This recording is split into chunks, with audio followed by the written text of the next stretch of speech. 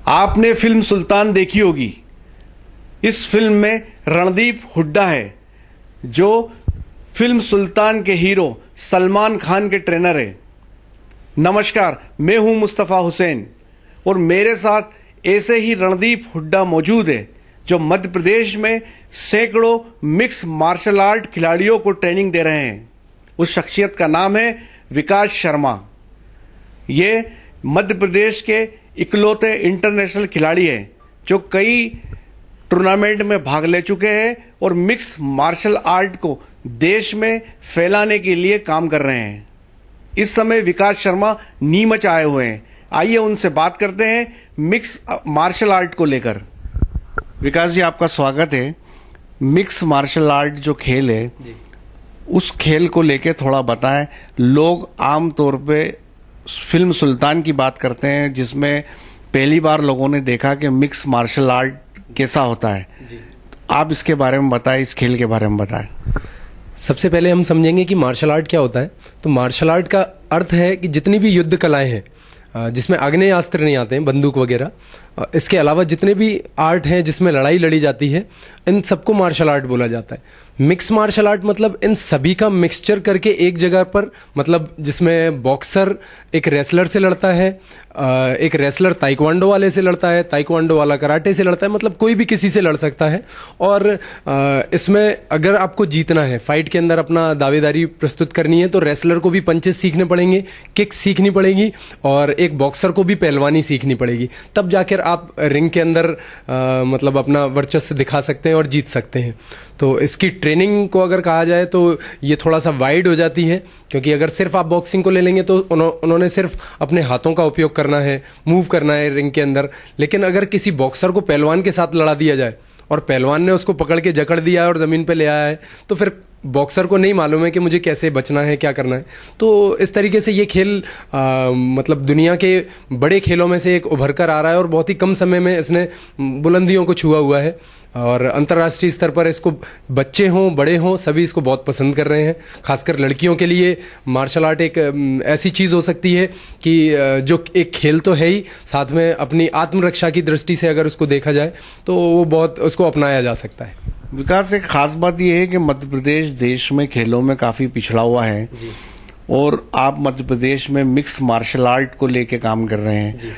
तो आखिर में इस खेल को लोगों तक पहुंचाने में कितनी दिक्कतें आती है, किस तरह से आप अपनी इसको चला रहे हैं, लोगों के बीच इस खेल को पहुंचा रहे हैं? इसमें मतलब एक चीज़ बताना चाहूँगा कि ट्रेनिंग करने के लिए हर कोई आ जाता है, लेकिन जब केज के अंदर फाइट करने के लिए जाना है तो या तो कोई अपनी मजबूरी से जा रहा है, मतलब उसको आर्थिक रूप से मतलब संपन्न होना है या उस तरीके से।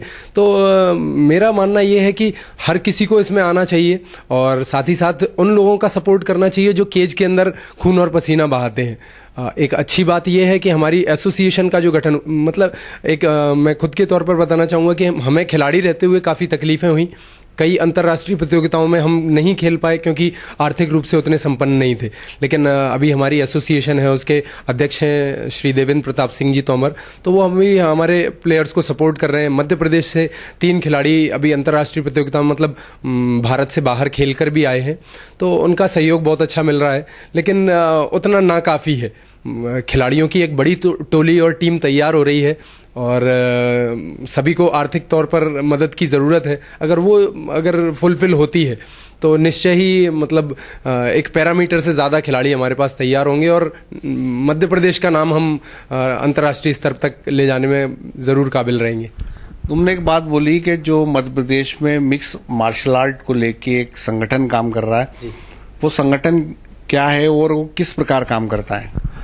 मध्य प्रदेश में संगठन जो हमने गठित किया है, इसमें हम हमारे नीमच शहर से श्री संतोष चोपड़ा जी हैं, राजेंद्र पहलवान जी हैं, तो इनका बहुत सहयोग मिल रहा है और खिलाड़ियों को हम आगे लेके जा रहे हैं।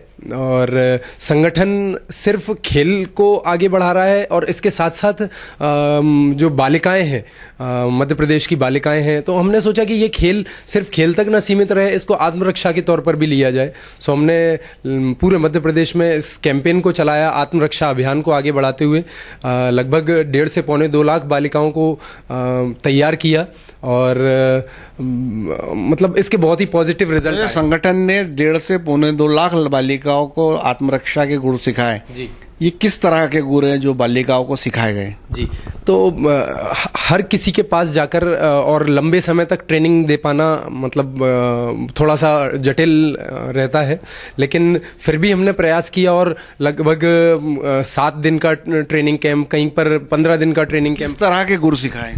इसमें हम एक छोटी छोटी टेक्निक्स उनको बताते हैं कि अगर आपको कोई व्यक्ति आगे से छेड़ता है या चेन स्नैचिंग करता है, सो अगर लड़कियों को देखा जाए या लड़कियों से जैसा हमने बात की है, तो लड़कियों के अंदर एक सेंस होता है, सिक्स सेंस, वो किसी की भी तरफ देखकर उसको पहचान जाती हैं कि इसकी नीयत या निगाह कैसी है।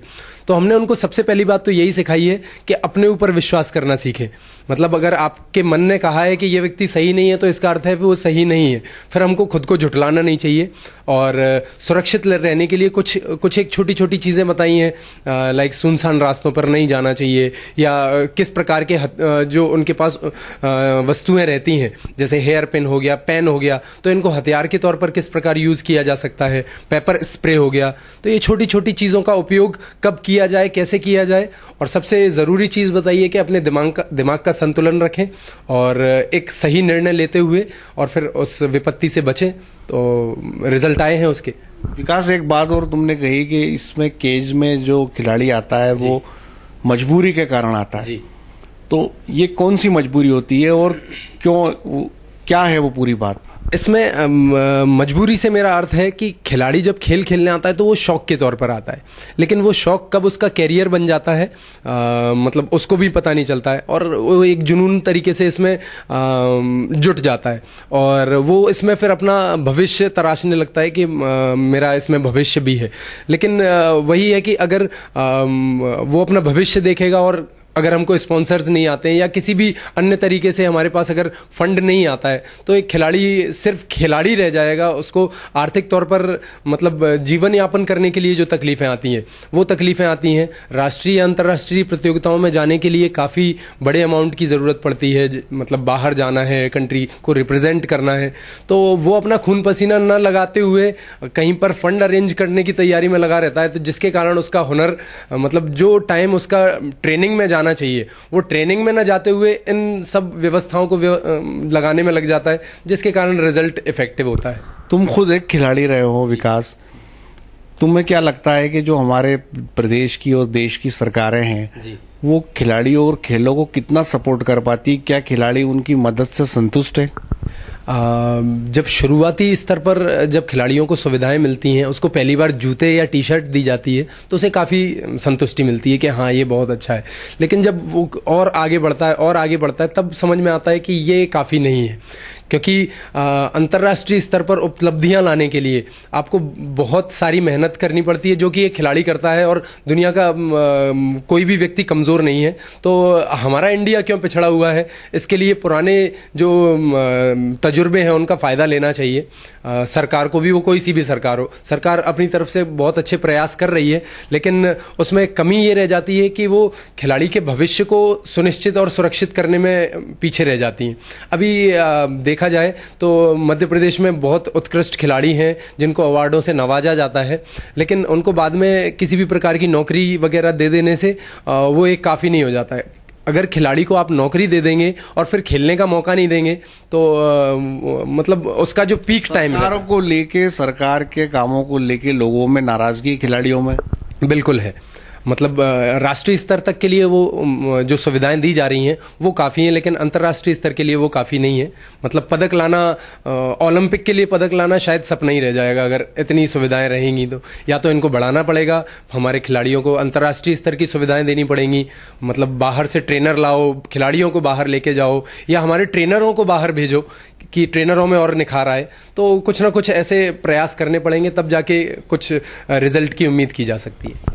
ये थे मध्य प्रदेश में मिक्स मार्शल आर्ट के सुल्तान विकास शर्मा, जिनका साफ तौर पर कहना था कि सरकार की जो सुविधाएं जो इस समय खिलाड़ियों को मिल रही है वो नाकाफ़ी है, उसके दम पे भारतीय खिलाड़ी अंतर्राष्ट्रीय स्तर पर मेडल ला पाए इसकी उम्मीद कम है। मेरे सहयोगी श्याम गुजर के साथ मुस्तफ़ा हुसैन, नीमच।